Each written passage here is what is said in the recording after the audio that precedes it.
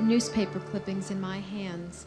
You're going to be interviewing a woman who was abducted by a mass murderer rapist, and he had murdered about 30 women that looked like her, and she had a supernatural protection that happened.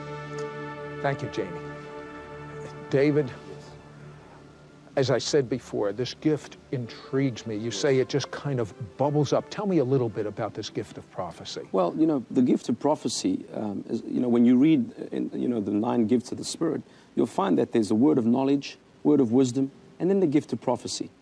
Now, many people get confused about, well, if they have a word of knowledge, that they're a prophet and so forth. And I actually really think we need to bring that into some type of balance and teach on it so that people understand that you're not necessarily a prophet, because being a prophet, you walk in a governmental office as a prophet. But if you just move in the gift of knowledge, gift of wisdom, doesn't mean you're a prophet. But I believe that many times when you see the word of knowledge in operation, my experience is that 99% there's an immediate manifestation. Really? Well, tell me about, you had one about money. Well, I was in Australia ministering at a church, and a lot of those people there are farmers. And there was a lady and her husband, and I called them out and I said, can I pray with you? And I had a word of knowledge. I said, there's money owing to you. You've been in debt because of these people owing you money. And I said, within the next 48 hours, you will see an incredible turnaround. Now, that's kind of putting yourself on the spot. Absolutely, you said in 48 hours. In 48 hours, and you're saying things that are pretty explicit.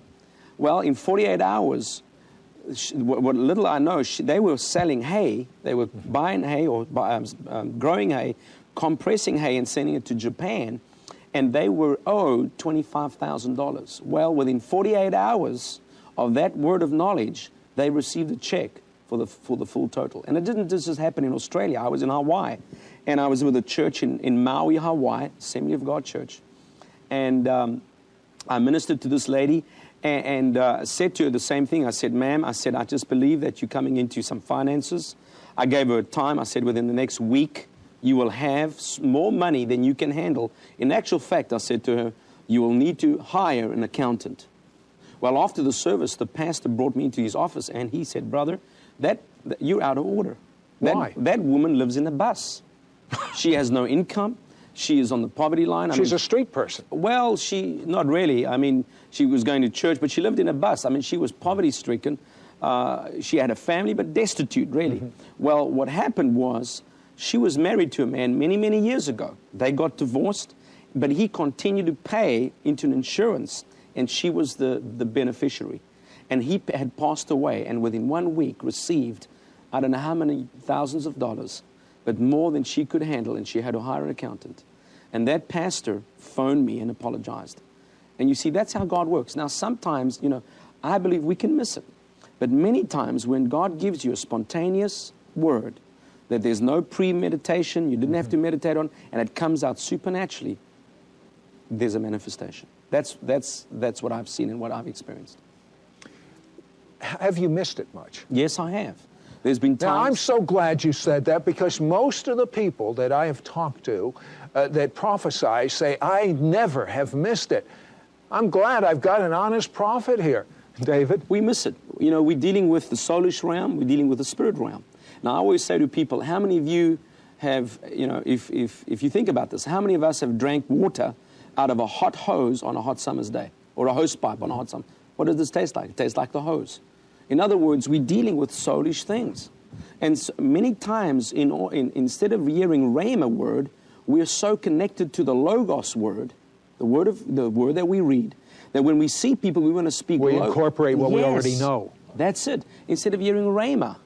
And that's when we get into trouble. What do you see happening in the future in the United States? I see a tremendous it's a tearing apart, if I can say that, between, it's almost like, if I can give you this, a dream I had a dream, and I saw the word tug of war. There's a tug of war happening between two groups of people in America. I'm not speaking about people that are not churched. I'm speaking about church people. That there's a group of people that say, yes, we want to go all the way. We want to get passionate. We want to get hungry. We want to do what God wants us to do. We sold out. We surrendered. And then there's another group of people that are saying, no, we're happy. We're comfortable. The road of mediocrity is all that we need. We don't want any more. That's what I see happening. A separation. if you Absolutely, will. a separation. And then I believe there will be a remnant that God will raise up. A remnant that will walk like Jesus, talk like Jesus, and act like Jesus. Will we see an increase in the supernatural? Absolutely. I believe the 19th century was a century of the natural. And I believe that the new millennium will be a millennium of the supernatural. We'll have supernatural encounters on a day-to-day basis. Tell me some things that you see are coming supernaturally. I believe the knowledge of God is going to be a supernatural outpouring. There's going to be an outpouring of the full knowledge of God in His church in America. We're going to see the force of God's knowledge in His church like never before. So much so that nations will come in. You can read it in Habakkuk chapter 2, verse 14. It says, nations will come in. Nations shall flow into her. And I believe the reason why nations shall flow into her is because of the knowledge we'll have. We'll have the answer. And I believe that's going to be a supernatural thing that'll happen. That we'll have. Let me tell you something that concerns me, Yes. David. And that is, in the United States of America, I see tensions between blacks and whites are, even though this is the best time in the history in the Yes. relationship between Yes. blacks and whites, I see such tension and such anger under the surface with hotheads in the black community and hotheads in the white community.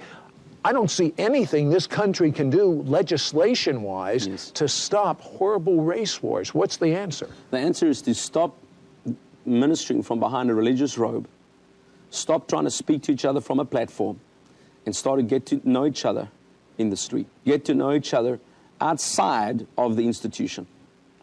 It never worked in South Africa. I've been around many different people that have tried to do restoration and reconciliation things, and we're trying to address ourselves on a platform where there's all this formality. We need to get out of that formality, because if I, as a white person, want to walk redemptively with a black person, I need to touch them. I need to love them. I need to say that I love them. And not from behind a religious robe. That's not going to work. We need to drop the formalities and come through the same doorway Jesus came through. And that was the servant quarters. But you know what I want to see, David? And I want to see it so badly. I want to see the same thing that happened to you happen to white people, happen to black people, happen to Jews, happen to Christians. And that is, understand the love of God. Understand that God is not a respecter of persons. Understand that God has as much love for a black person as He has for a white person.